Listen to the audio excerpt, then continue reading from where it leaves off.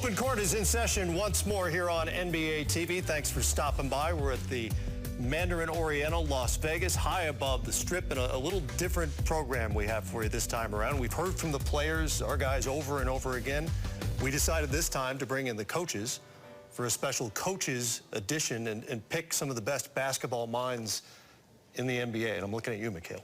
What for? I'm Matt Weiner, or you guys feel free to refer to me as my high school coach often did, which was, hey, you. Typically, that's how that worked. Let's introduce our cast of characters. David Blatt, fresh from an incredibly eventful and successful first NBA season with an East title and a trip to the NBA Finals, and a veteran of more than 2 decades of pro seasons, both here in the States and abroad. Rick Carlisle, the 2002 NBA Coach of the Year, has just one losing season among his 13 as an NBA head coach, a champion as a player and as a coach. Alvin Gentry, veteran of more than 700 regular season games over 12 years, armed with a title as the lead assistant with the champion Warriors, and about to embark on his first season with the New Orleans Pelicans. Lionel Hollins, the winningest coach in Grizzlies history, now entering his 2nd season in Brooklyn, also an all-star and a champion as a player. George Karl is one of 9 coaches in NBA history to reach 1,000 wins in the regular season, now about to begin his 27th season as an NBA head coach, the 2013 Coach of the Year. And Kevin McHale, who just completed his 6th and most successful season yet as a head coach, the longtime NBA executive, and before that, of course, a 3-time champion and a Hall of Fame player. Welcome, one and all. So you all hold the title head coach, but as you all know, that means a lot of different things and wearing a bunch of different hats. So Lionel, what does it mean to you to be a coach? It encompasses a lot of things. I mean, all you guys probably could state the same thing. When I was assistant coach with the Phoenix Suns, I asked Jerry Colangelo what would make a good coach. And he says, you have to be able to communicate, motivate, and you have to be flexible. And taking over and becoming a head coach, I learned that you have to be a mentor, father figure, friend figure, also a disciplinarian. I look at coaching as a daily challenge because, I mean, every day you're being dealt something different. You know, you're winning on a winning streak. It's a different energy than on a losing streak. It's a different energy when, you know, you're having problems with your offense or your defense. And you prioritize is very, very important from a practice standpoint. But what Lionel says is for me, is you got to wear different hats. You know, sometimes you got to be the bad guy. Sometimes you got to be the good guy. Sometimes you got to be the teacher. Sometimes you got to be the quiet guy sitting in the corner and watching. So when you go to the gym on a daily basis, you talked about prioritizing things. Can you approach it as, okay, there's one thing I want to get done today more than any other? I think it depends a lot on what time of the season that you're talking about. Early on, you know, you're forced to address many different things. As the season goes along and you've found a rhythm with your ball club, or you're at a level of understanding with your players on what needs to be done, then you have the luxury of coming in and perhaps addressing only one thing or 1.5 things. But I think the big thing is that you have to be able to present it to your players in a way that's palatable, that's understandable, and that they will buy into. Kevin, what's the balance between the basketball stuff and the personal stuff? Come in every single day trying to, you know, have your team be better, have your players be better. And I know as a player, I really appreciated coaches that I knew wanted me to be better and pushed me to be better. So there are days that you come in and, you know, some days you jump the rear end, some days, you know, you pat them on the back. Like George said, there's a whole different vibe of winning 4 in a row and coming in and losing some tight games and stuff. And one of the things that's a reality these days is you've got to be able to execute the vision of your owner. Owners are much more involved. My owner's very unique. I knew it when I walked in the door the first day. And I knew that, you know, getting him even more involved was going to be a key to building a relationship of trust. And he has great people skills, and players really respond to him. So he's been a great conduit for me. I know in my situations, before every practice start, I go around and I talk to every single player on the team, and I ask them, you know, how you're doing, is everything okay? I think that's a way of eliminating, you know, the really small problems before they become big problems. And usually it's about playing time. So I always allow a guy an opportunity to come in and talk about it. And, you know, you're never going to get everybody agreeing about playing time. Players aren't happy with their playing time? I've never heard that before, Alvin. I think everybody will agree with that.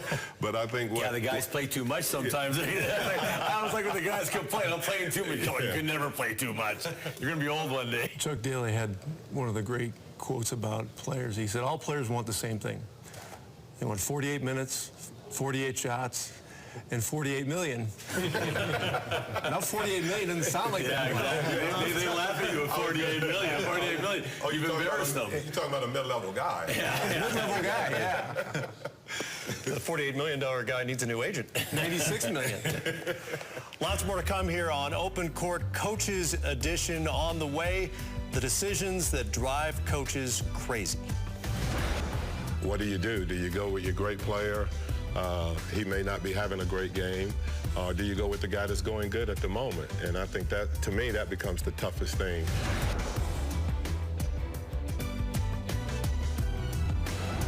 Back on Open Court Coaches Edition. So each team's going to get roughly 100 possessions per game. That's 200 possessions, more or less, during an NBA game, which means as many decisions along the way for coaches, even if you're not blurting something out in that moment. I know the wheels are turning. What are the decisions, David, that will keep you up at night? You know, as a coach, I think everything keeps us up at night, first of all. You know, the three main differences between being a professional player and a professional coach are when you start coaching, suddenly you worry a lot more. Secondly, you sleep a lot less. And finally, the moment you get the head coaching job, suddenly everybody knows more than you do. So you got to deal with that right off the bat. Alvin, is there one of those game situations that even after hundreds of games, you still don't feel like you've nailed down, that just bugs you? I think end of the game plays, you know, to me, that's the toughest thing. You know, you have a great player on your team. You have another guy that's going great, you know, that usually is not. Now, what do? Do you go with your great player? He may not be having a great game. Do you go with the guy that's going good at the moment? And I think that, to me, that becomes the toughest thing. You know, the decisions that you make down the stretch in games of who you're going to actually go to. The end of the game decisions are always the ones everybody talks about. You know, whether you should have fouled, who should have gotten the shot. You know, the inbounds play, whether you should let them go or call timeout and take it. But in the game stuff, one more thing, just in the game stuff, I also think, and I think all you guys will agree, you call a timeout and you sit your 5 guys down there and it's going to be the last shot of the game. You can look in players' faces and know who wants it and who doesn't want it. And sometimes that might be one of your best players. Just have the look that, not me this time. You know, I hear that all the time. How often do you see that look? Well, I'm just going to say that's very easy. You know, it's just like this, you know, a bunch of guys go out, a bunch of people go out to eat dinner. Who gets the check? The guy that wants it. It's usually me, by the way. That's why I don't have any money. So, you know, you're looking in the eyes of guys and you kind of know, in most cases, you know, who you can depend on. What I think about in the game situations is I've been in 50 games, maybe 100 games, that the other coaches outcoached me for 44, 45 minutes, and I've had the better team, and I make a run, and I win the game down the stretch, and I might have made a good call or a good play at the end of the game, and that guy gets crucified. And, you know, and it's not the case. I mean, it's a long game. It's a difficult game. There's momentum It's a freaking swing. Altitude, too. Yeah. Altitude, man. That was your best friend. All right, how many wins a year? How many wins a year is that worth? I'd say 4 to 5. Wow. Yeah, I always thought there are 4 to 7. teams and that's not even talking about driving from the airport to get to the... What do you mean? Hold on, dropping from Montana to get there. The airport's not even in the state of Colorado. But how many end-of-game situations are won by an offensive rebound? How many end-of-game situations are won by an extra possession? How many end-of-game situations are won by a defensive play? Yeah, but you're talking that offensive rebound. The offensive rebound is also a missed block out. Yeah. And we also talk a lot about scoring at the end of the game. to me, one of the most important things is the guy throwing it in.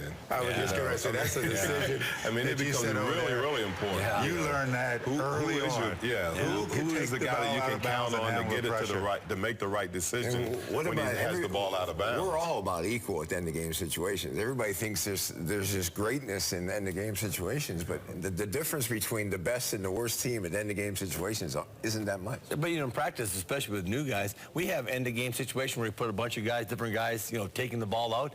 You get down to a lot more no than yes. I mean, like, you do some guys like, oh, my word. Like, I couldn't have that guy. The guys are wide open. He doesn't even see him, you know. And I love to have a big guy take it out. Like, I always thought that Duncan did a nice job with the Spurs because he's so big and stuff like that. You hate when your best passer is some 5'9" dude. You know, he's standing there, and they put the big guy on there to, you know, to tiger the ball, as Bill Fitch used to say. The other thing, and every team does this at some point, you line up all your guys and see who can throw a baseball pass. Yeah. If you get a situation where you don't have a timeout. Now, watch that line of guys throwing baseball passes. You're going to see some of the worst passes you've ever seen in your life. And usually there's one or two guys that might be able to do it. That's how you get the job, right? Mm-hmm. That's it. And that guy has to be fearless too. He's got to be a guy that's willing to take a chance. You know, one of the best guys that I ever coached was Matt Barnes. Matt Barnes would take it out. He would try to get it to any guy. You know, he was the Brett Favre of taking it out of bounds. Well, coaches, help me with this. What happens when the guy that you want to take the shot is the guy you want to that's take the best passer? Yeah, I've been there. That happens to me all the damn time. Yeah. I think I know who this guy is. Well, I'm not mentioning any names here because I know what this is about. And we tell that guy, hey, I need you to throw the ball in bounds. He's like, no, coach, I need to take the shot. Yeah. What do you do then? If he can pass it to himself, that would be it. That ain't happening, not in this sport. But you know, at practice, when you're working on last-second stuff, I like to say, okay, you can play zone, you can switch, you can do whatever you want on defense. Right. One time, let us just run it, you play straight man-to-man. Because what happens at the end of the game is you don't know what kind of defense they're going to play. Of course. You got the greatest play set up, and they come out in zone. What are you going to do? And you want to have people be able to make quick decisions knowing that they're playing zone or recognizing that they're playing zone, or if they're switching, going back door and all the things. So it's a lot of preparation that gets done long before that end of the play, in the game situation. Plus, you know, some of us have guys that, you know, could make plays and finish buckets that other people don't have. So, you know, there's a little bit of advantage there, too. Having a closer is not a bad thing. I say that right now. I talk to guys a lot about making plays. Yeah. I said, that doesn't mean you're making a 30-foot step back jump shot with 1 second. That means, you know, in the last 2 minutes, we got to get defensive stops. You got to box out. You got to be better in the last 2 minutes. And I played enough games and, you know, was around the league long enough. There's a lot of games, man, that first 44 minutes, you're trying to get your top guys involved. Like, come on, man. You know what I mean? Their motors are going. But that last 3, 4, 5 minutes is when they lock in and say, okay, man, I'm going to win this game. And I talked to them about what they have to do in those last 3, 4, 5 minutes because so many games come down to that. And making all the plays defensively, getting the extra possession on the offensive rebound, making the great defensive play, getting a deflection, you know, just locking a guy down, you know, having the guts to walk out and say, I got the guy. I don't want any help. I mean, I love when a guy looks at me and says, I got him. And I'm like, yeah, I mean, as opposed to double team the guy right away as soon as he gets it because I'm scared to death I can't guard him. I mean, that drives me nuts. And as a coach, it makes you feel good. You're like, oh, I got one guy out here that's, you know, that's ready for the fight. And so we talk a lot about end of games and making plays. And it's not, like I say, 30-foot, but having a guy who can make a 30-foot jumper helps a lot, too. Lots more coming up here on Open Court Coaches Edition, including the smartest players these guys have ever coached or faced. Well, if the guy was a savant on the basketball floor. I don't know whether because he's played so much basketball and he's taken so many mental images over the course of his career that he just gets it. Big guys don't get this love very often, you know, as the smartest player on the court.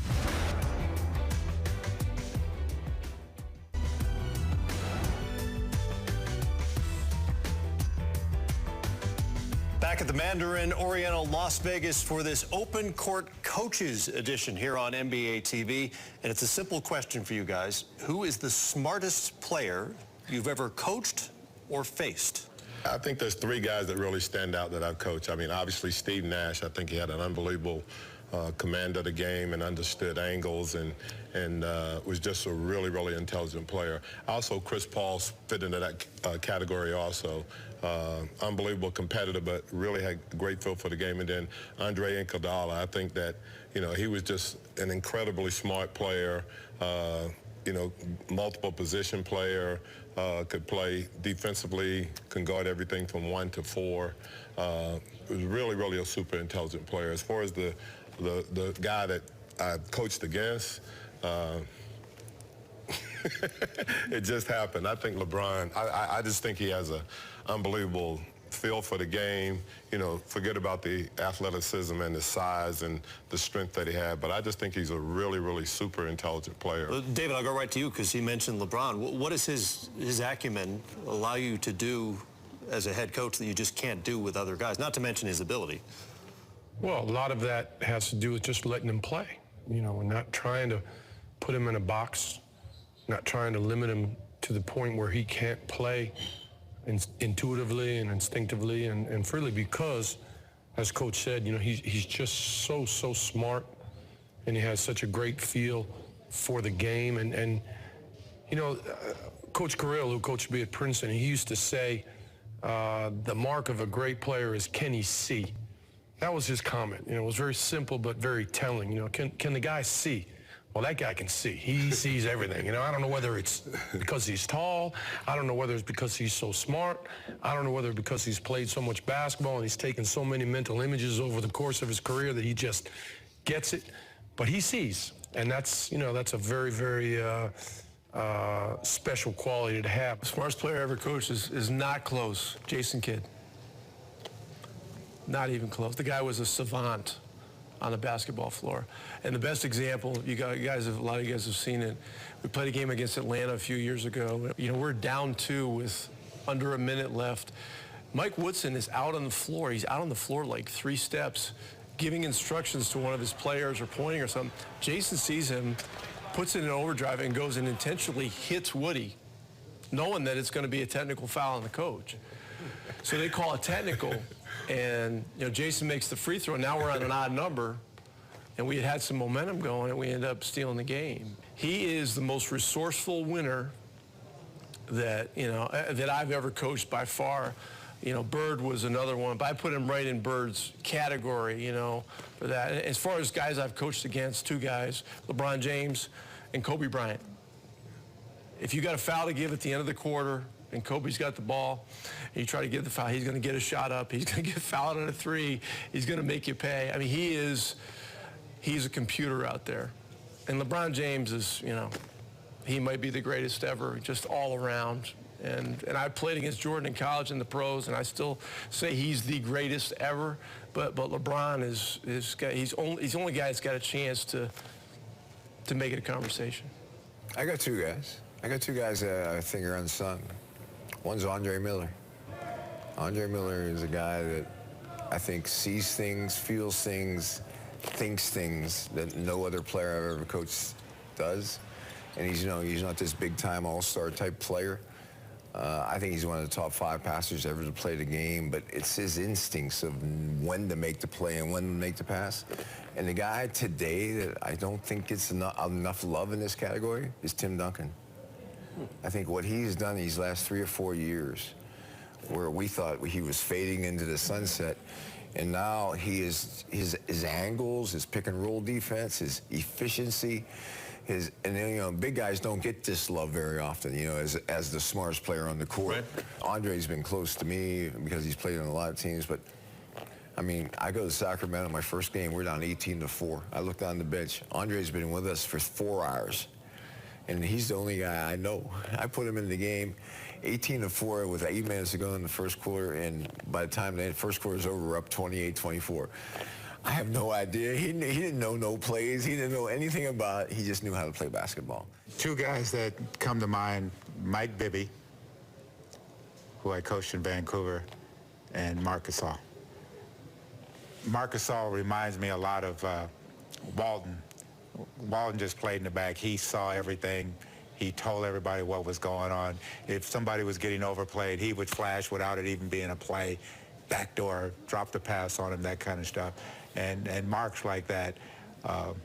And Bibby, he from a guard perspective, we would go to breakfast on game days and talk about what the game plan was. And then he'd go out there and execute it. And he'd come over and he said, Coach, you know, I know we talked about this, but, you know, I see this here.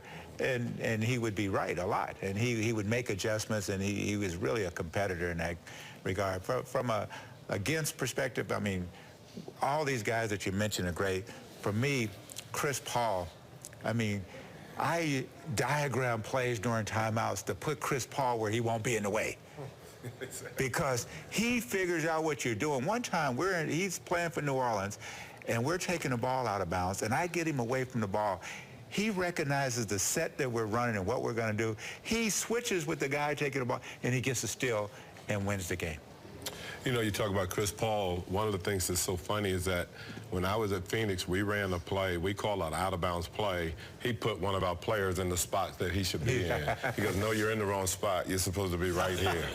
You know, for me, probably in the defensive end, Kevin Garnett. Kevin really locked down the defense. He called out all coverages. He was just vocal back there. And even if Kevin made no sense, he was talking to guys like, I'm here, I'm here, I'm here. You know, and he was constantly ensuring. And I think part of, you know, helping players is it's a positive thing. Kevin's back there. He's talking. He was really vocal. And I'll tell you a guy who I really trusted, and I coached him for a short period of time, but Latrell Sprewell was a guy that Spree would come up to you and say, let's do this. Let's do that, and at really critical times, and it worked. And it was a great idea. You know, you'd be thinking about, nah, maybe we should jump that guy in a pick and roll. And Spree would say, hey, let's hit him with the Spree. We should hit him with the pick and roll. Let's double team. Let's trap him. Let's blitz him. And you know, he had just a good feel. I really enjoyed Spree. Spree and I talked a lot, and he was later on in his career, and he did a nice job of just like I say, suggestions at key times. I liked it. But Kevin Garnett was special in the back of the defensive end. He was talking up a storm and helping everybody out. Just another way a great player makes your job a little easier, I guess. Lots more coming up here, including keeping up with the ever-changing NBA. I think the skill level is coming back, and I think that's why people play small guys now, because small guys tend to be more skilled. But I can guarantee you one thing, tall skilled beats small skilled all the time. Now, you know, small skilled beats tall stiff all the time.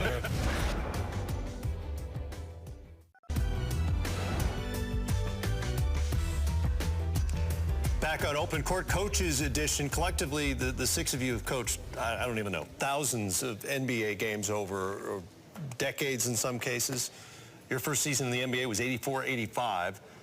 A lot has changed since that time. You've got players on social media now. You've got analytics, which has come into the game. What is the challenge of keeping up with the changes to basketball and maintaining your own philosophies?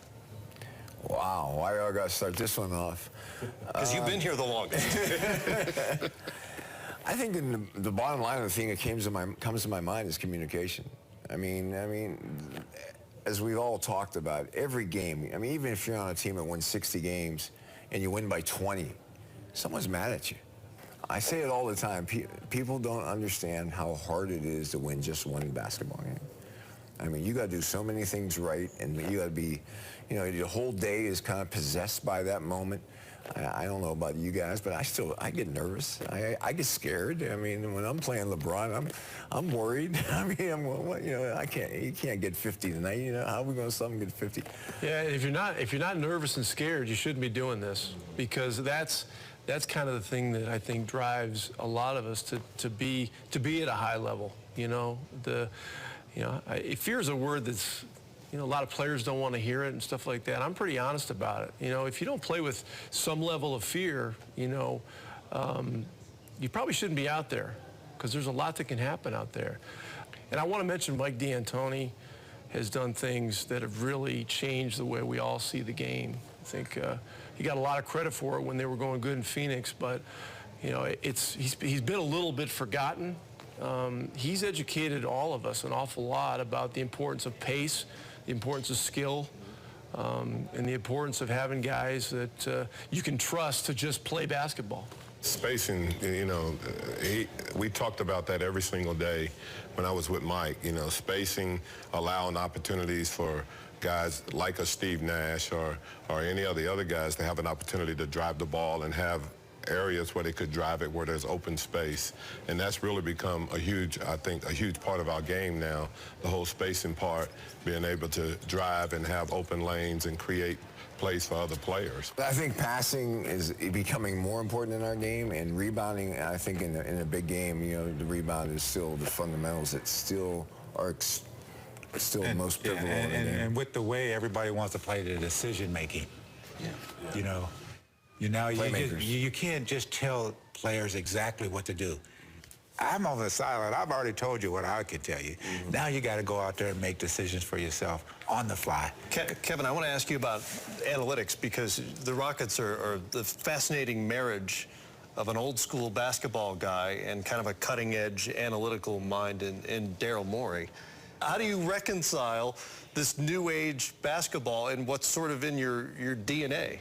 You know, I look at basketball as I want to get the ball in the paint every single possession. I want to, you know, you can get it in there 3 different ways. You can drive it in there, you can pass it in there, or you can rebound it in there. All 3 ways collapse the defense. And then if you collapse the defense, if the ball does get in the paint and you do throw it out, if you step back that much more and get an extra point, I just don't understand why you wouldn't do it. Like if your range can't be improved by that much, you really are a bad basketball player. You can improve your range by 1.5 foot. The skill level is coming back, and I think that's why people play small guys now, because small guys tend to be more skilled. But I can guarantee you one thing, tall skilled beats small skilled all the time. Now, you know, small skilled beats tall stiff all the time. But I mean, there's just no way. Like I honestly, I watched, you know, your Golden State series and said, I would love to have Draymond Green guard me. I don't care how many threes, what he was doing. I'm just like, there's just no way that guy, he couldn't grow enough to guard me. I mean, you know. You'll be hearing from him tomorrow. Yeah, exactly, yeah. Draymond, you couldn't grow enough, young man. But, you know. And he'll say you couldn't run with him. You know what, that was the whole thing. David, I want to get your perspective because of all your years internationally in other leagues. What is the NBA going to look like 5 or 10 years from now in terms of style of play? Well, I think we've already seen a lot of it. You know, the game has definitely moved towards more perimeter players, not necessarily just perimeter play, but more perimeter players that have multiple skills. They can play close to the basket. They can play far away from the basket. The greater use of the three-point shot, of course. Multiple defenses, masking defenses, ways that you can try to defend the great offensive players that we have in our league. I think our league will go, and it'll cycle again where everybody will say, boy, we have to have bigs to win. But right now, you have to have, you know, skilled. I think what you said here is so true, because if one of these big guys that just got drafted becomes dominant on the inside, everybody will have to have people that can guard him. Draymond Greens of the world will not be able to guard those guys. If Shaq was still playing, you got to find a big guy that's got enough footwork and enough girth to deal with Shaq. You know, as much as you want to play small, you're going to have that big guy that guards that guy. The dominant big man, the future dominant big man, is going to be able to guard on the perimeter. That's going to be the other thing that's going to happen. Well, some of these guys that are coming in. The young guys coming in, they move their feet. They're able to switch Anthony out. Davis can guard on the perimeter. Yeah, I mean, he can step out and guard a guard, and all you got to do is to be able to guard him for 3 dribbles. And most of the big guys that's coming in now are pretty skilled guys as far as footwork and things like that. And they're able to do that. That's going to change the game when you can get a big guy that can step out and guard a guard, you know, for those 3 dribbles. One thing will remain constant, and Chuck Daly always said this: to win a championship, you've got to have at least 1 MVP candidate. And if you have 2 MVP candidates, you got a huge advantage. Well, Shaq and Kobe, they were together. You know, that's one reason they were so dominant. And that's not going to change. You know, that having that great player, which you guys had with Curry this year against LeBron. I mean, if you guys had been full strength, you know, it would have been an even more interesting series, and it was great as it was. Coming up, the coaches these coaches have admired most. I was with Chuck Daly for 2 years, and Chuck is, you know, he has our greatest award in coaching named after him, the Chuck Daly Lifetime Achievement Award. And, you know, being with Coach Fitch for my first 3 years and Chuck Daly for 2 years, You know, the wisdom is endless. Chuck was brilliant with people.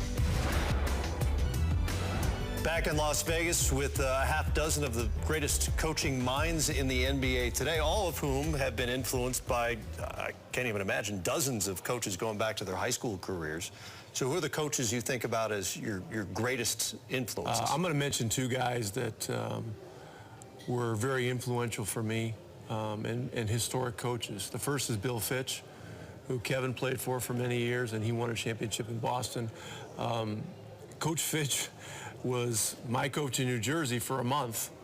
My last go-around as a player, I played for a month, and then it was like December 1st, I got a phone call. Hey, Rick, it's Coach on the phone. I knew it was happening. Roy Hinson was coming back from an injury, and I was going to get cut. And he got on the phone, he said, well, you're waived. And he kind of started to make a joke, and I was like, listen, and so I started thanking him. He goes, no, just wait a second. He goes, you know, I only have one assistant coach, and he only had one assistant coach at the time. He said, if you're interested, it wouldn't be a whole lot of money, but we got an assistant coaching job that I would offer you. So I was done as a player, you know, and had been done for many years, really, if you really want to be honest about it. Yeah. And so that was the opportunity of a lifetime. And so I worked for him for 3 years, and then he resigned and Chuck Daly came in. I was with Chuck Daly for 2 years. And Chuck is, you know, he has our greatest award in coaching named after him, the Chuck Daly Lifetime Achievement Award. And, you know, being with Coach Fitch for my first 3 years and Chuck Daly for 2 years, you know, the wisdom is endless. Chuck was brilliant with people, with players. He was the original coach of the Dream Team. And if you can imagine trying to meld that group, all those guys were MVP caliber guys, into a functional team, as talented as they were. But he had a great plan. He switched the starting lineup every game except Jordan. Jordan played all the games, started all the games. But he was brilliant. First guy that comes to mind for me is a guy that most people here don't know, Zeljko Obradovic. He's a Serbian that coached in Greece for many, many years, won 8 European championships, and he was just a brilliant, brilliant basketball mind that had the ability to impact on the game as a coach more than anyone that I've seen. I'd have to say, you know, the guy that had the biggest influence on me is Larry Brown. You know, I've kind of known him since I was about 18 years old, and you know, he's a guy that's unbelievable, knows the game. You know, won on every level that he's ever been on.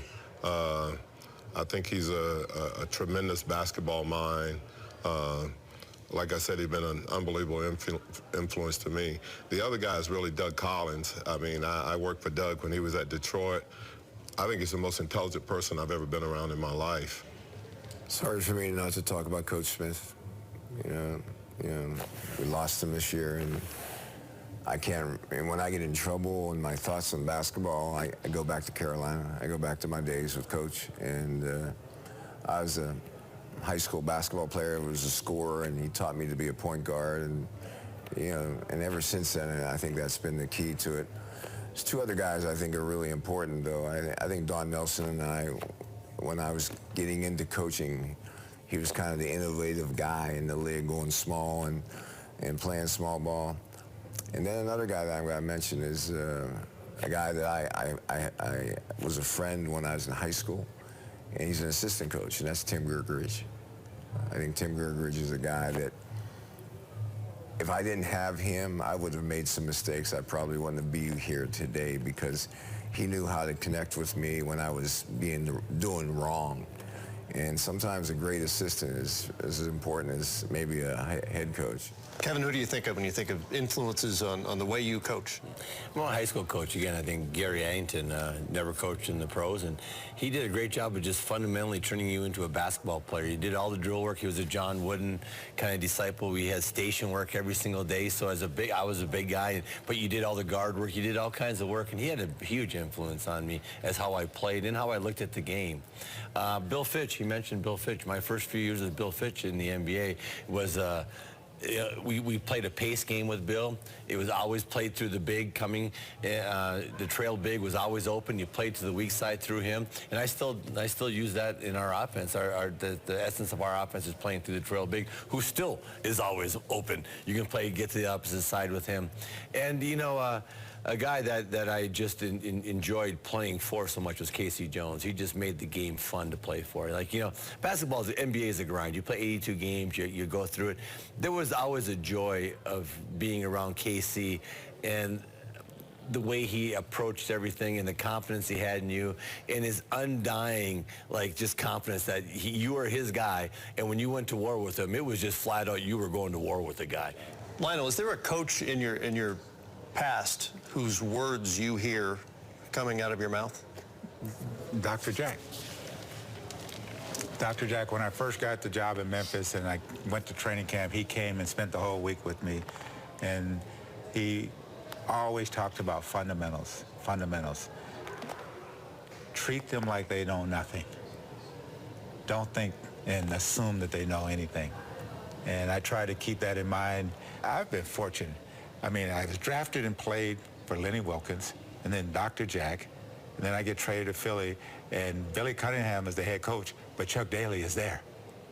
And then eventually I go play for Chuck Daly in Detroit, and then I end my career with Bill Fitch. I have some Bill Fitch stories now. Bill Fitch was, Yeah, I don't know if we want to go there. Yeah. Please share. I was the point guard. I was with Phil Ford and John Lucas, the three of us were together. And he calls it his Geritol gang because we were all at the end of our careers. And, we come out and we go to run a play. And he goes, Hollins, what are you doing? You're in the wrong spot. So I would move over. And then the next day we'd go through dummy offense and I'd start over here. And he goes, Hollins, where are you? You're supposed to be over here. So after that, he says, okay, we're going to run such and such a play. And I would raise my hand. And he says, what the heck do you want? And I said, I just want to know where I'm supposed to be before we start so you don't yell at me, And so, but he was great. He is one of the most underrated coaches in the league. Got kind of a grab bag segment coming up. Prepare yourselves for this. I was a good defensive player, and I'm on Brian Winters, and he's torching me. Dr. Jack calls timeout, and I was like, no, I got him. He said, no, you guard him enough tonight.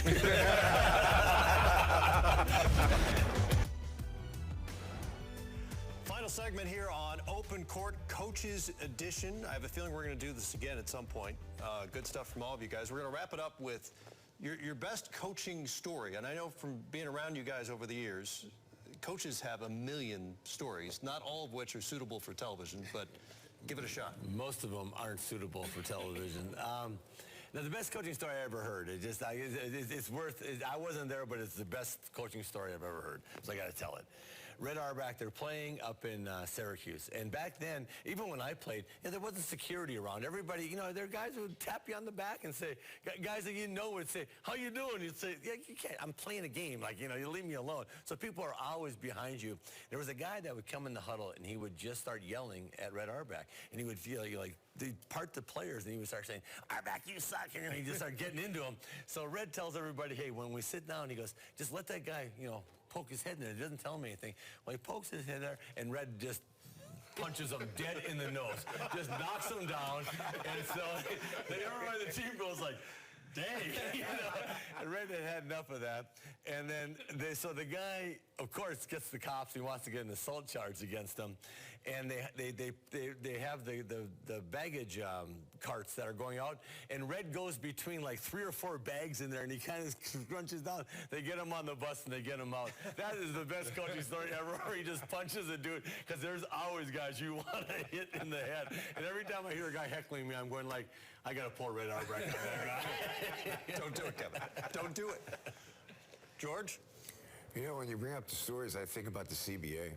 In my days in the CBA, and I was coaching in Great Falls, Montana, and the owner bailed on the team about mid-January, and we had 2-3 months left in the season. And the league office is trying to figure out how we're going to survive. And I had to go in front of the school board begging them to cut our rent from $1,000 a game down to $200 a game. But we decided we had to bring in the chicken. We brought him in for 3 days, one in Alberta, Canada, one in Great Falls where we played, and one in Billings, Montana. And we played like 3 games in a row to raise enough money to survive the season. And Ted, I think Ted's last name is Giannopoulos or something like that. And we couldn't pay him his total bill. We had to cut his. But I mean, CBA for me is kind of my foundation of beginning in the league, and there's so many crazy stories about CBA basketball. Couldn't pay the San Diego chicken, Rick. There's a little perspective. Can I for go you. last?